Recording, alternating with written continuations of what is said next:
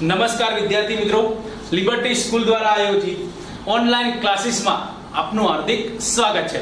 તો મિત્રો આજે આપણે નામામાં આગળ જઈશું। નામામાં આપણે નેક્સ્ટ લેક્ચરમાં જોયું હતું માલનો સ્ટોક, ખરીદી, વેચાણ, આ બધા પારિભાષિક શબ્દોની આપણે સમજ મેળવી ચૂકી હતી અને ડિસ્કસ કરી ચૂક્યા હતા। ઘણા બધા પારિભાષિક શબ્દો આપણે અત્યાર સુધી સમજી ચૂક્યા છીએ અને હવે આપણે આગળ સમજવાના છીએ। તો મિત્રો આગળ સમજવાના છીએ તો એનું પછી છે દેવાદારો।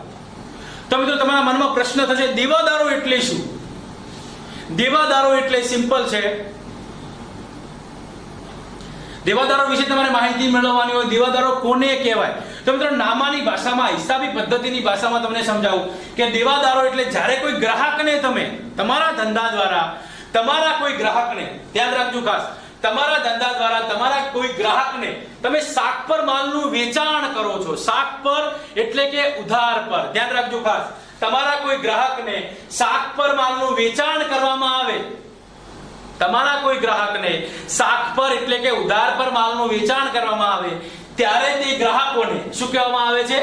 દેવાદારો કહેવામાં આવે છે। ધ્યાન રાખજો ખાસ, દેવાદારો એટલે શું? તો મિત્રો તમારા ધંધામાં સિમ્પલ હું તમને કહું છું કે ધંધામાં ગ્રાહકોને શાક પર ઉધારે માલનું વેચાણ કરવામાં આવે ત્યારે તે ગ્રાહકોને દેવાદારો કહેવામાં આવે છે। દેવાદારો એ ધંધાની ચાલુ મિલકત છે।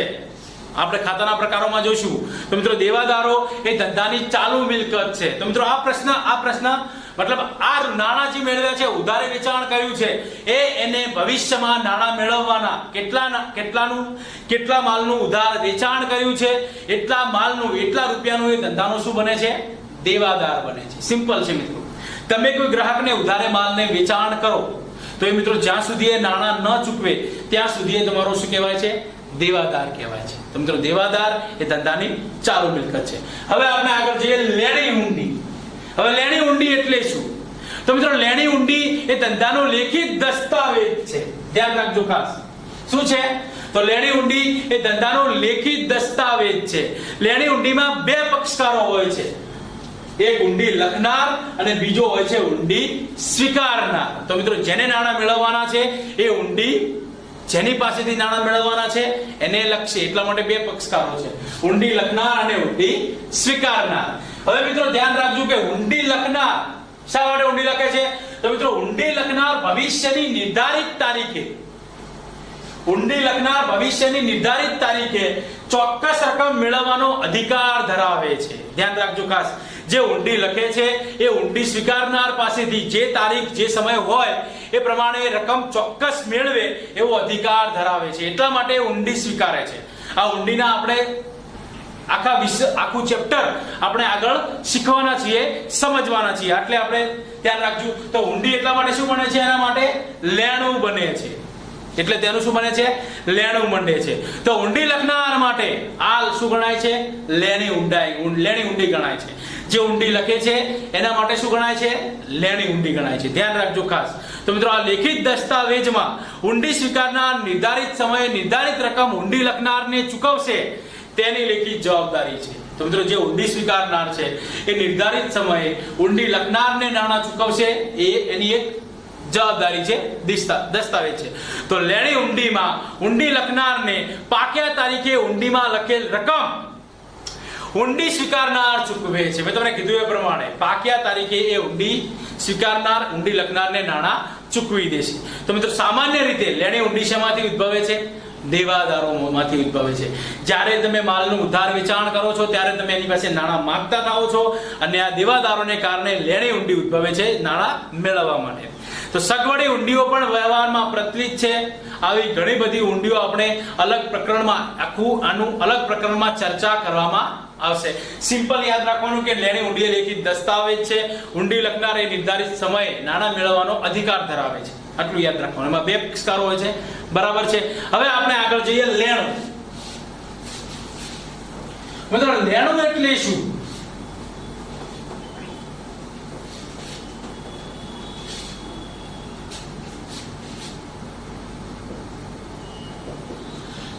હવે લેણું એટલે શું મિત્રો?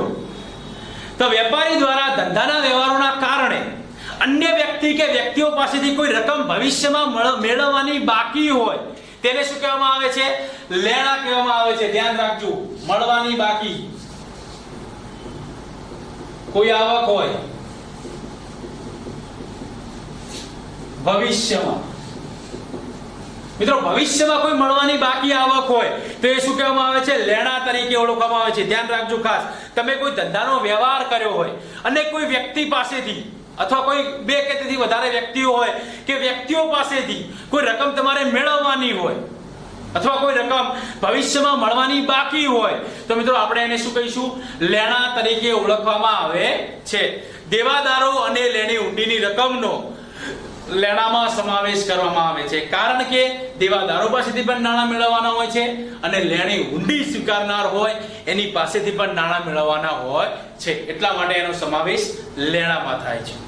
અન્ય લેણામાં કયા કયા લેણા હોય તો મિત્રો મળવાનું બાકી કમિશન,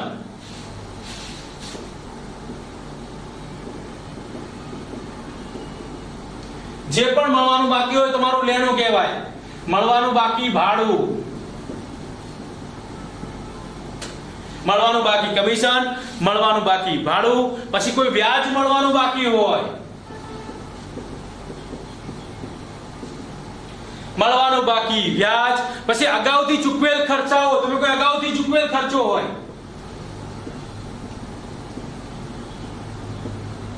હવે અગાઉથી ચૂકવેલ ખર્ચાઓ દાખલા તરીકે પગારનું ઉદાહરણ, દાખલા તરીકે ભાડાનું ઉદાહરણ લઈએ. તમે કોઈ ભાડાના મકાનમાં રહો છો અને મિત્રો તમે એને અગાઉથી એડવાન્સ પૈસા ચૂકવી દો છો.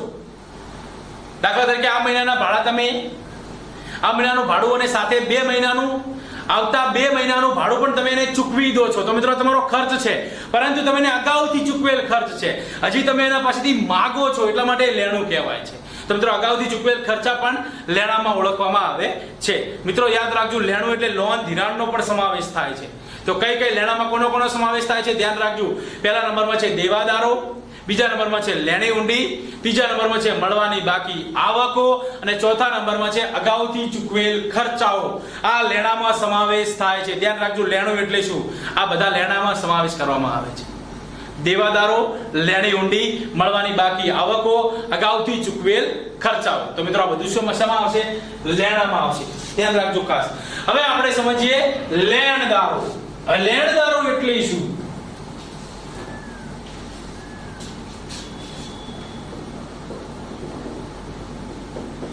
હવે આપણે સમજીએ લેણદારો. તો મિત્રો લેણદારો એટલે શું? જે વેપારી ઉધાર માલનું વેચાણ કરે છે તેમ શું કરે છે? ઉધાર માલની ખરીદી પણ કરે છે. ધ્યાન રાખજો ખાસ, વેપારી હોય ઉધાર માલનું વેચાણ કરે છે, સાથે સાથે ઉધાર માલની ખરીદી પણ કરે છે. જે વ્યક્તિ પાસેથી ઉધારે માલ ખરીદવામાં આવે, જે વ્યક્તિ પાસેથી ઉધારે માલ ખરીદવામાં આવે તે વ્યક્તિ ધંધાનો શું બને છે? લેણદાર બને છે. જે વ્યક્તિ પાસેથી ઉધારે માલ ખરીદવામાં આવે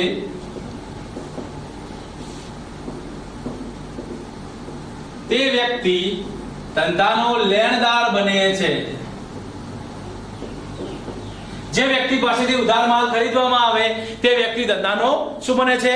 લેણદાર બને છે. વેપારી પાસેથી જેટલા રૂપિયાના માલની ઉધાર ખરીદી કરેલી હોય, મિત્રો મતલબ તમે જે વેપારી પાસેથી તમે જેટલા રૂપિયાની ઉધારે માલની ખરીદી કરી હોય એટલી જ રકમ માટે તે વ્યક્તિ ધંધાનો લેણદાર ગણાય છે. ધ્યાન રાખજો ખાસ, જેટલા માલની ઉધારે ખરીદી કરેલી હોય અને જેટલા રૂપિયા હોય એટલા જ રૂપિયાનો શું બને છે?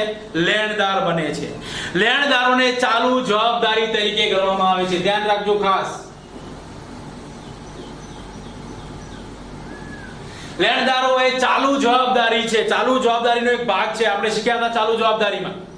તો મિત્રો લેણદારોને આપણે શું કહીશું? ચાલુ જવાબદારી કહીશું. શું કહીશું? ચાલુ જવાબદારી. ધ્યાન રાખજો. તો મિત્રો આ લેણદારો, જે વેપારી પાસે તમે ઉધારે માલની ખરીદી કરી હોય તો મિત્રો એ વ્યક્તિ તમારા ધંધાનો શું બને છે? લેણદાર બને છે. હવે મિત્રો આપણે આગળ સમજીએ. આગળ આપણો પારિભાષિક શબ્દ છે દેવી હુંડી. ધ્યાન રાખજો ખાસ, લેણી હુંડીના એકદમ વિરુદ્ધમાં છે દેવી હુંડી. હવે દેવી હુંડી શું છે?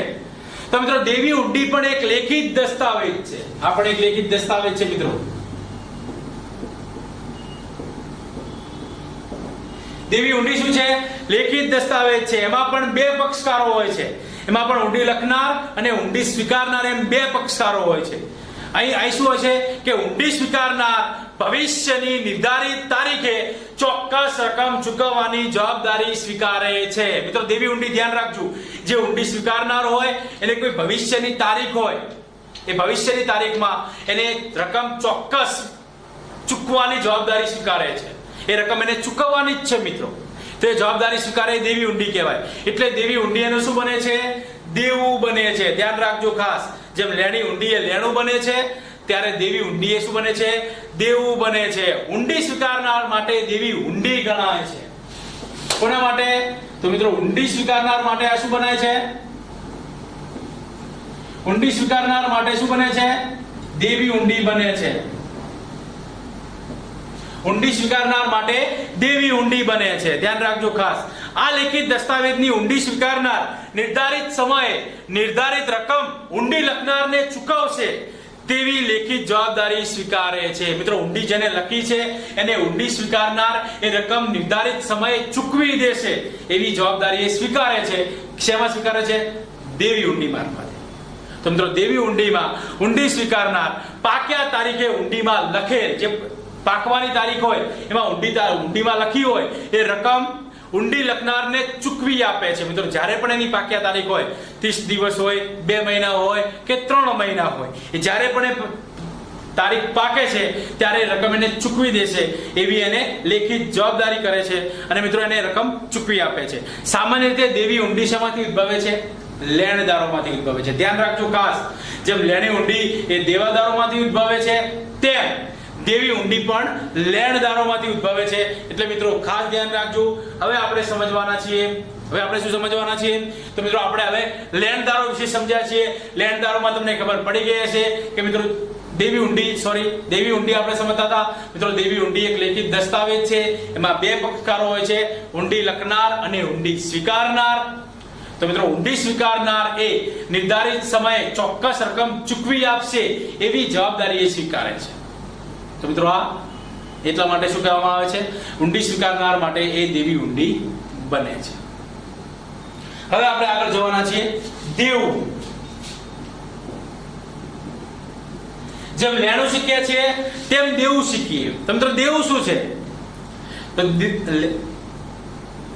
લેણામાં આપણે શું શીખ્યા છીએ કે તમે કોઈ વ્યક્તિ પાસેથી મળવાની બાકી આવક હોય, મળવાના બાકી નાણાં હોય, એ તમારા માટે લેણું બને છે. પરંતુ અહીં શું થશે?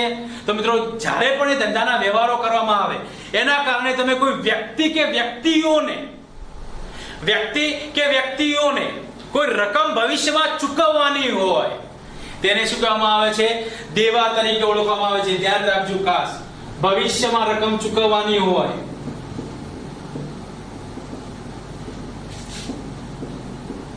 તેને શું કહેવામાં આવે છે મિત્રો? દેવા કહેવામાં આવે છે. મિત્રો સિમ્પલ ભાષામાં સમજાવું કે તમારી પાસે કોઈ પૈસા માંગતો હોય અને તમારે એને ચૂકવવાના હોય તો મિત્રો એ પૈસા માંગે છે તમારા માટે શું કહેવાય? દેવું કહેવાય. તો મિત્રો તમારા ઉપર દેવું છે એમ કહી શકાય, કારણ કે કોઈ વ્યક્તિ તમારી પાસે માંગે છે તો તમારું શું કહેવાય? દેવું કહેવાય છે.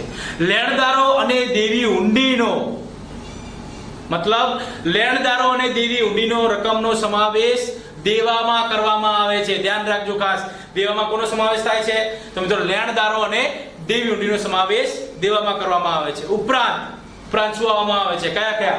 તો મિત્રો આપણે પહેલા સમજીએ દેવી હુંડી, બીજા નંબરમાં લેણદારો, ત્રીજા નંબરમાં છે ચૂકવવાના બાકી ખર્ચા. તો મિત્રો ચૂકવવાના બાકી ખર્ચા કયા? આ ચૂકવવાના બાકી ખર્ચા પણ દેવું કહેવામાં આવે છે. તો મિત્રો આ ચૂકવવાના બાકી ખર્ચા કયા? દાખલા તરીકે મજૂરી ચૂકવવાની બાકી હોય, ખર્ચ ચૂકવવાનો બાકી હોય, ભાડું ચૂકવવાનું બાકી હોય, કોઈ લોનનું વ્યાજ ચૂકવવાનું બાકી હોય. તો મિત્રો આ તમારા માટે શું કહેવાશે? દેવું કહેવામાં આવે છે. હજી વધારે એક સમજીએ. પછી અગાઉથી મળેલ આવકો.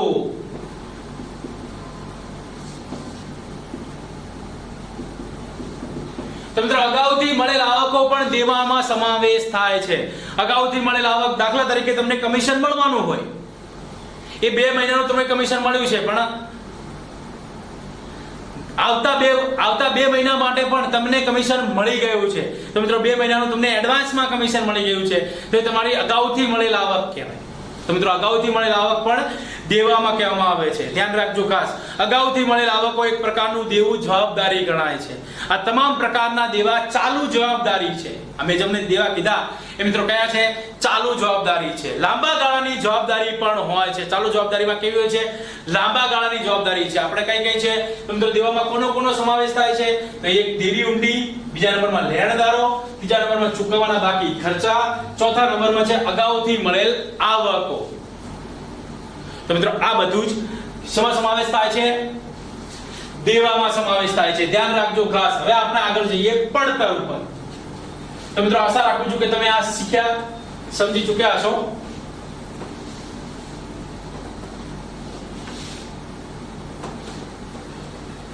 મિત્રો આપણે સમજવાનું છે પડતર.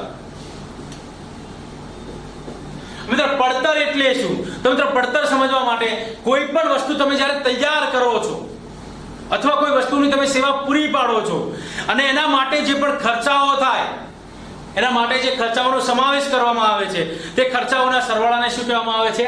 પડતર કહેવામાં આવે છે. કોઈ વસ્તુ તૈયાર કરવા માટે ખર્ચાઓ થાય છે, તો બધા જ ખર્ચાઓ હોય અને એના સરવાળાનો શું કહેવામાં આવે છે? પડતર કહેવામાં આવે છે. દાખલા તરીકે તમે કોઈ વસ્તુનું ઉત્પાદન કરો છો, એ વસ્તુ પાછળ શું ખર્ચ થયો છે? રો મટીરીયલનો ખર્ચ થયો છે, સાથે કામદારો એની પાછળ લાગ્યા છે, એ પણ ખર્ચ થયો છે.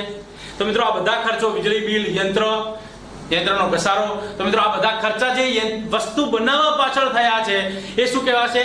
પડતર કહેવામાં આવે છે. પડતરમાં સામાન્ય રીતે માલ સામાનની પડતર હોય, એની પાછળ મજૂરી કેટલી છે, મજૂરીની પડતર હોય અને અન્ય પડતરોનો પણ સમાવેશ કરવામાં આવે છે. ઇન શોર્ટ, પડતર એટલે વસ્તુ તૈયાર કરવા માટે જે ખર્ચાઓ થાય છે એને શું કહેવામાં આવે છે?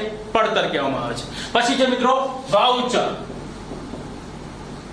આ સાદી ભાષાઓમાં આપણે શીખવાના છે પારિભાષિક શબ્દ સમજ. તો મિત્રો વાઉચર, વાઉચર એ ધંધાકીય વ્યવહારનો લેખિત પુરાવો છે. ધ્યાન રાખજો ખાસ. શું એ ધંધાકીય વ્યવહારનો લેખિત પુરાવો છે? તો મિત્રો વાઉચર એ ધંધાનો લેખિત પુરાવો છે. વાઉચરના આધારે વ્યવહારનો પ્રકાર નક્કી થાય છે. તમે જે વાઉચર આપ્યું હોય એના આધારે વ્યવહારનો પ્રકાર નક્કી થશે. એ ઉધાર વ્યવહાર છે કે રોકડ વ્યવહાર છે? બરાબર છે, એના આધારે નક્કી થશે. તો મિત્રો રોકડનો વ્યવહાર હોય, શાક પરનો વ્યવહાર હોય, ખરીદીનો વ્યવહાર હોય, વેચાણનો વ્યવહાર હોય કે બેંક સાથેનો વ્યવહાર હોય અથવા કોઈ ખર્ચનો વ્યવહાર હોય કે આવકનો વ્યવહાર હોય, મિલકતનો વ્યવહાર હોય કે દેવાનો વ્યવહાર હોય, વગેરે પ્રકારના વ્યવહારોના આધારે શેના ઉપર તમને ખબર પડશે કે આ વ્યવહાર કયા પ્રકારનો છે?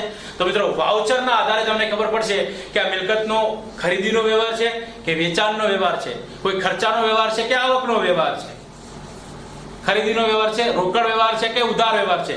તો મિત્રો આ તમને વાઉચરના આધારે ખબર પડશે. તો વાઉચર મોસ્ટ આઈએમપી છે. ધ્યાન રાખજો ખાસ. વાઉચર આપણે સમજવાનું છે. વાઉચરની ટૂંક નોંધ પૂછાય છે 2 માર્ક્સમાં. તો વાઉચર સમજવું જરૂરી છે. વાઉચર એ લેખિત પુરાવો છે. વાઉચરના કારણે વ્યવહારનો પ્રકાર નક્કી થાય છે. તો મિત્રો આપણે આજે આટલું જ. આજના લેક્ચરમાં બસ આટલું જ. નેક્સ્ટ લેક્ચરમાં આપણે હવે આગળ જોઈશું. ધન્યવાદ.